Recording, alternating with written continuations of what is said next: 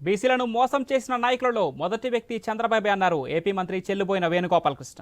బీసీలను మోసం చేయడాన్ని చంద్రబాబు అలవాటుగా పెట్టుకున్నారని, బీసీల గురించి మాట్లాడే నైతిక అర్హత ఆయనకు లేదన్నారు. 14 సంవత్సరాలు ముఖ్యమంత్రిగా ఉండి బీసీల వెనుకబాటుకి కారణమయ్యారని విమర్శించారు మంత్రి. టీడీపీ పార్టీ రాజ్యాంగానికి విలువ ఇవ్వదని ఆరోపించారు. వైసీపీ ప్రభుత్వ హయాంలో బీసీ సంక్షేమానికి సీఎం జగన్ ఎంతో చేశారని ఆయన చెప్పుకొచ్చారు. బీసీలు సమాజానికి వెన్నుముక అని జగన్ నమ్ముతున్నారని, జగన్ బీసీలకు చేసిన సంక్షేమ కార్యక్రమాలను కళ్లు తెరిచి చూడండి, తమ ముఖ్యమంత్రి కులగణను పూర్తి చేసి త్వరలోనే ప్రకటన చేస్తారని మంత్రి చెల్లుబోయిన అన్నారు.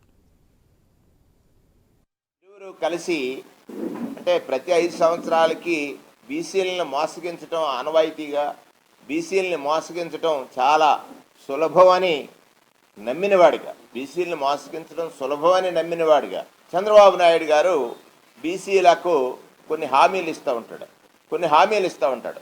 అంటే తెలుగుదేశం పార్టీ ఆ రోజు ఎన్టీ రామారావు గారు స్థాపించిన నాడు తెలుగువాడి ఆత్మగౌరవం ఢిల్లీ నడివీధుల్లో తాకట్టు పెడుతున్న కాంగ్రెస్ పార్టీ నాయకులకు వ్యతిరేకంగా తెలుగుదేశం పార్టీ ఒక నినాదం ఇచ్చి వచ్చింది. ఆనాటి తెలుగుదేశం పార్టీ ఆశయాలు కానీ, లక్షణాలు కానీ, లక్ష్యాలు కానీ అవన్నీ ఎన్టీ రామారావు